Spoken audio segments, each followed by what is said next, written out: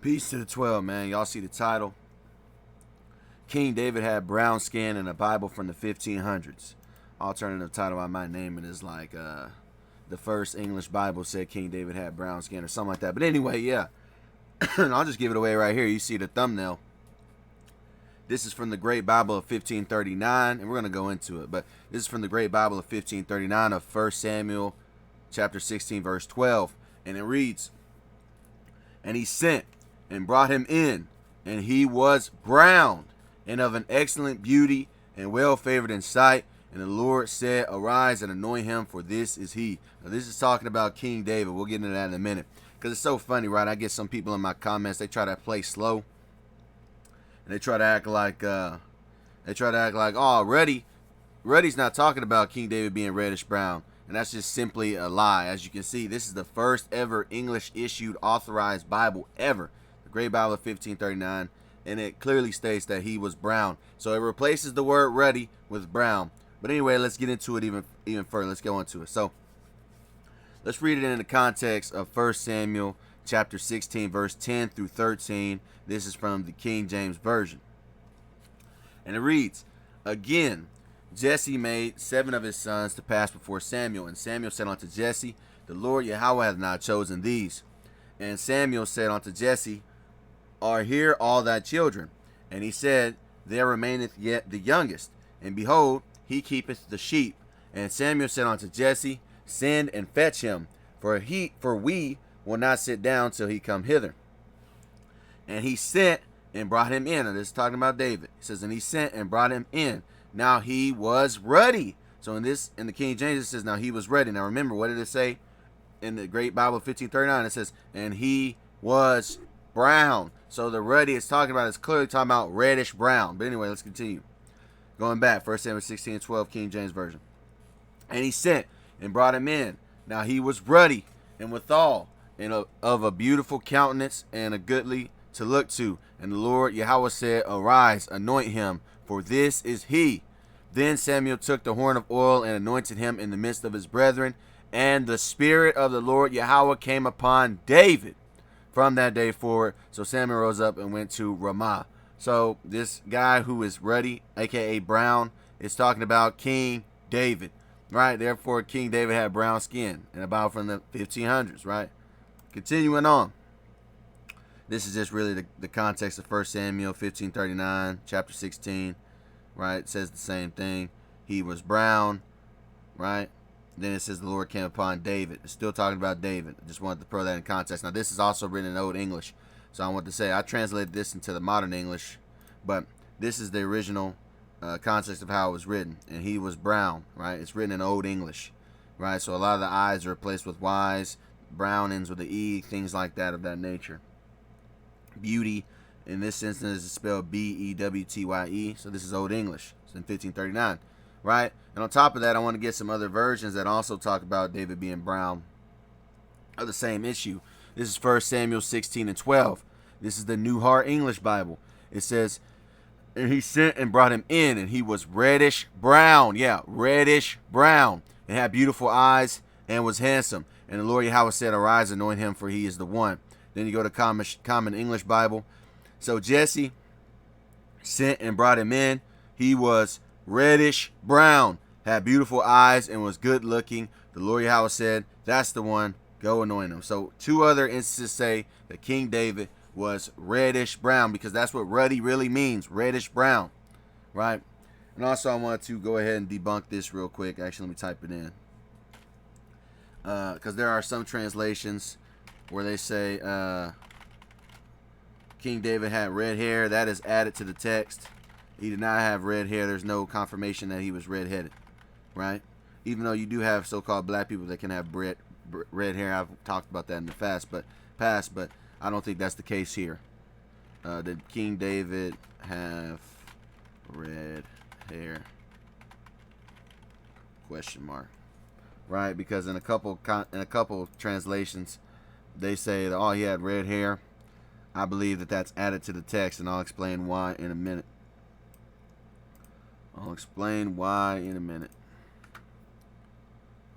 Boom. Did King David have red hair? Question mark. Right? Because in some of these translations of 1 Samuel 16 and 12, really in some, I mean only two. In two of these English translations, you see here it says the CJB says he sent and brought a man with ruddy cheeks, red hair, and bright eyes. He was a good-looking fellow. Adonai said, stand up and anoint him. He's the one. So they say he had red hair right here. And then right here it says he sent, EHV, it says he sent for him and brought him in. David had red hair and striking eyes and was good-looking. The Lord said, get up, anoint him, because this is the one.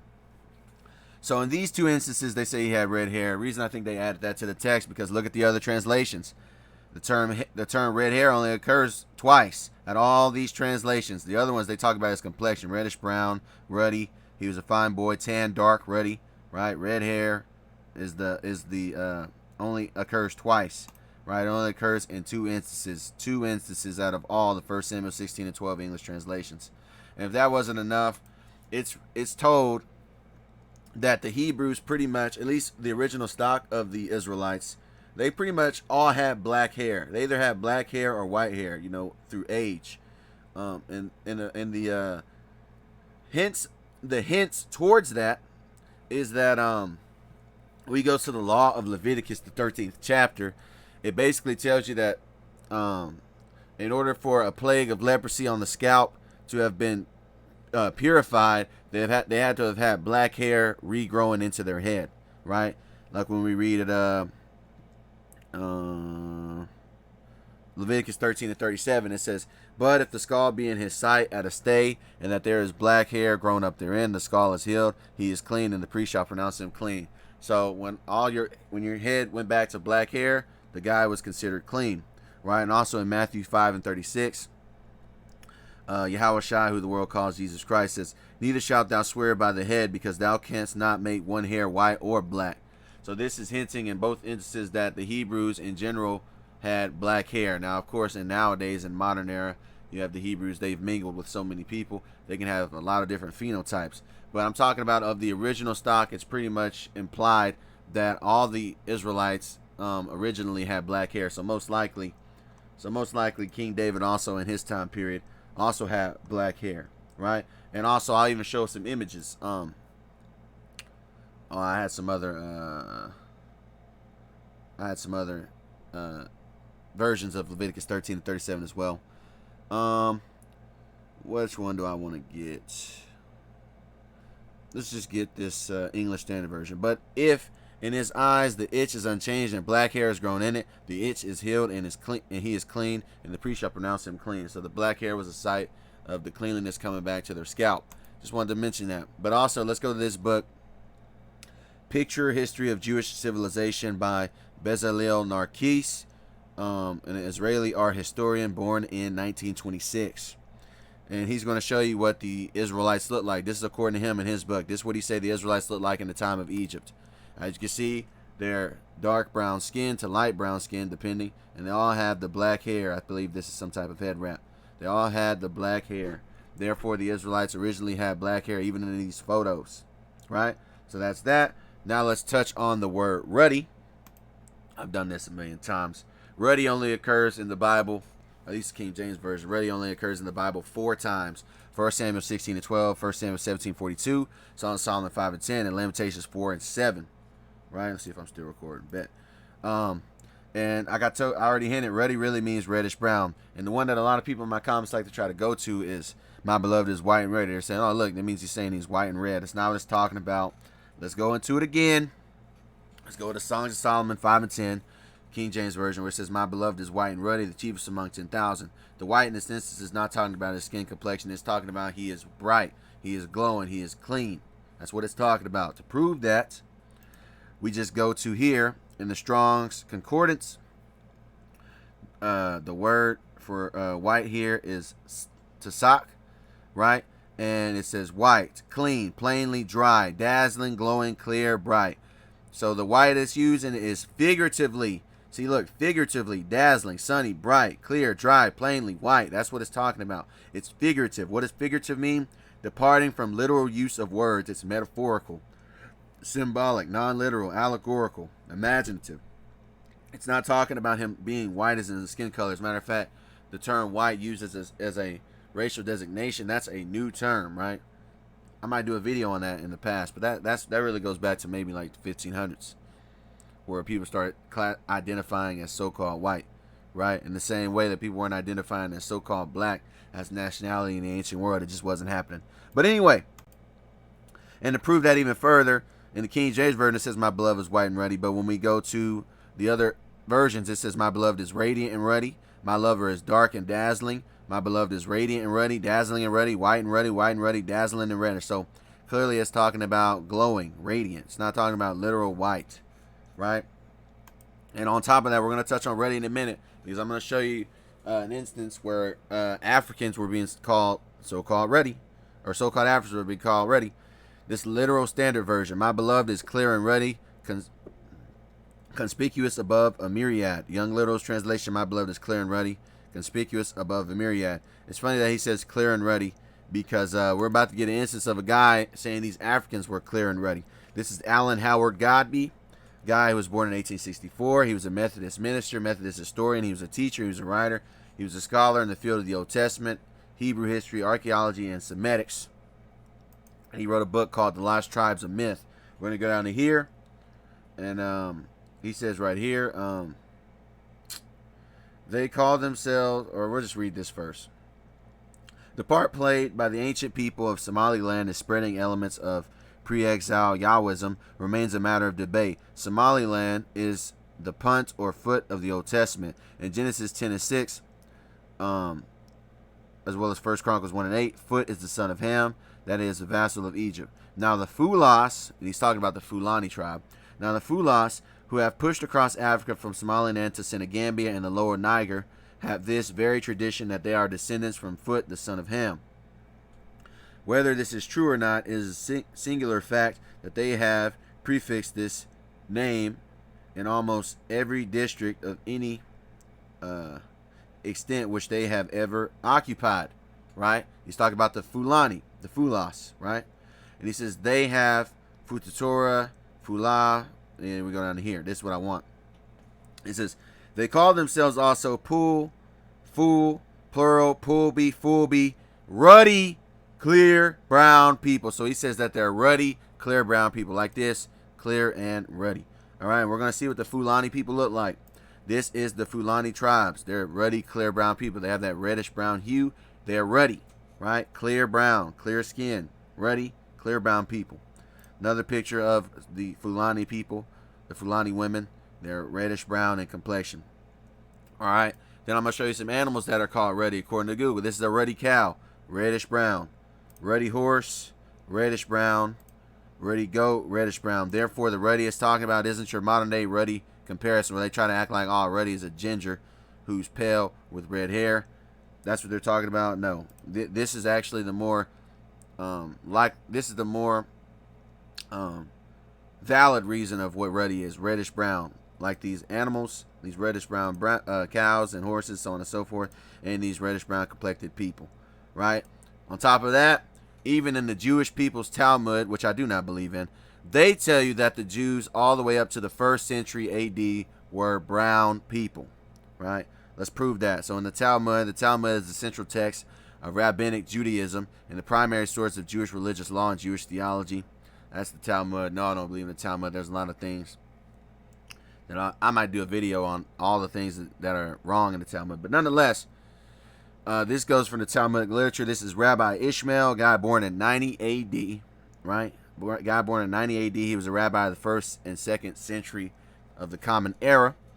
And this is what he had to say, right, in the Mishnah. This is found in the Talmud. In the Mishnah, Nagayim 2, it says it right here. It says, Rabbi Ishmael says that the children of Israel, may I be atonement for them, are like boxwood, neither black nor white, but of an intermediate shade. Right? Of an intermediate shade. So he's saying that the Jews, right, were, or the children of Israel were different shades of brown. The children of Israel were different shades of brown. Right?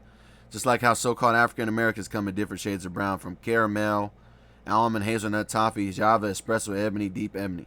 But he's saying that the Israelites were different shades of brown, neither black nor white, which brings even more validity to the point in the Great Bible of 1539, where it says that King David was brown. All right, that's what it's talking about. He was brown. He was ruddy. He was reddish brown. Right? And before I go, let's get a couple more comparative translations from the Great Bible of 1539. So we're going to go to the King James Version of Songs of Solomon, chapter 1, verse 5 through 6. Right? We're going to go here. It says, I am black but comely, O ye daughters of Jerusalem, as the tents of Kedar, as the curtains of Solomon. Look not upon me because I am black, because the sun hath looked upon me. My mother's children were angry with me. They made me the keeper of the vineyards, but mine own vineyard have I not kept. So in this instance, this person is saying that they are black, and this is an Israelite speaking. Right? Now we're going to go to the Great Bible of 1539. We're going to go to that same verse, verse 5. So the Great Bible of 1539, Songs of Solomon, chapter 1, verse 5. I am black, O ye daughters of Jerusalem, like as the tents of the Catarenes, and as the hangings of Salmon, or it probably means curtains. But yet I am fair and well favored withal. Marvel not at me that I am so black. Right? So they're telling you they're black, that I am so black. For why? The sun has shined upon me. My mother's children had, what does I say, evil will at me. It's kind of hard to read Old English. They made me a keeper of the vineyards, but mine own vineyard have I not kept. Right? They say that I am so black. So they were extremely black, and they even made a comparison, like as the tents of Kedar. Well, here are the tents of Kedar, extremely black, dark black. All right, and at best dark brown. That is the tents of Kedar. Other versions of Song of Solomon 1 and 5. I am black but comely. I am dark but lovely. I am black and beautiful. I am black but lovely. I am black but lovely. I am black but lovely. Right? Simple as that. Let's get another comparative translation of Amos 9 and 7, King James Version. It reads, Are ye not as the children of the Ethiopians unto me, O children of Israel, saith the Lord yahawah? Have not I brought up Israel out of the land of Egypt, and the Philistines from the Captor, and the Syrians from Ker? So the children of Israel are being compared to the Ethiopians in this context. All right. The Great Bible 1539 version of Amos chapter 9, it says, O ye children of Israel, are ye not unto me, even as the Morians, saith the Lord? Have not I brought Israel out of the land of Egypt, the Philistines from Captor, and the Syrians from Ker? So, I just wanted to show you this. That shows you right here that the Ethiopians are called Morians in the original English Bible, right? For those of you who don't know what a Morian is a Moor. So all these people that try to tell me all the Moors don't mean black people, yeah, they do. Even to the point where Ethiopians were synonymous with Morians. And let's prove that Morians are talking about the Moors. Morian is the plural form of the word Moor. What is a Morian? A Moor, right? That's what a Morian is, right? And Morian, the word Morian means an individual with black skin color, used by Vinyi to describe toxin, is attested for as early as the 16th century in Swedish dictionaries. However, the presence of individuals of African ancestry in Sweden predates the term. So, they were called Morians, right? So, therefore, the Moors were black. I've done videos on that already, but I just wanted to touch on that. And it also says the children of Israel were compared to Ethiopians, i.e. Morians. That's because we looked alike. Matter of fact, you go to this Roman historian, born in 56 AD, Tacitus. He was a Roman historian and politician. In his book, The Histories of Tacitus, page 399, he says it plainly. He says, many assert that the Jews were an Ethiopian race, driven out by fear or hatred to seek a new home in the reign of King Cephas. So he says that many people at his time were certain that the Jews were Ethiopians. They were like the Ethiopian race, right? I want to give one more comparative translation before I get up out of here. This is in the Great Bible 1539, Revelations chapter 1. And we're going to go to verse 14 through 15. And it reads, His head and his hairs were white as white wool, and as snow, and his eyes were as a flame of fire. So he had white hair. This is talking about yahawashi, who the world calls Jesus Christ. When we go to verse 15, it says, And his feet like unto brass, as though they burnt in a furnace, and his voice is the sound of many waters. So they're saying his feet were like burnt brass. This is the color of burnt brass. It says it right here, image of burnt brass. So I just wanted to touch on that. And if you guys want more information on me proving our identity, my best video, I think my best work on this topic, is probably this video right here I did 6 months ago called Ancient and Modern Hebrews. For more information on that on my Rob Repent channel. So, yeah, man. Yeah, man. That's pretty much it with that. In conclusion, yeah, King David had brown skin in the Bible from the 1500s, and that Bible was the Great Bible of 1539. which again was the first authorized edition of the Bible in the English, the first ever, right? By King Henry VIII. And with that, Lord willing, this lesson was edifying. I want to say peace to the 12. I want to give all praises, honor, and glory to the Heavenly Father, the Most High Yahawah, in the name of His only begotten Son, yahawashi. Yahawah is the name of the Heavenly Father, who the world commonly calls God. And yahawashi is the Savior of the nation of Israel, who the world commonly calls Jesus Christ. I want to say shalom, which means peace. To you people that are out there listening and learning, to you brothers doing this work, truth, sincerity, and to you elders that's been doing this thing before me, man. I'm closing out. I'm gone. Peace.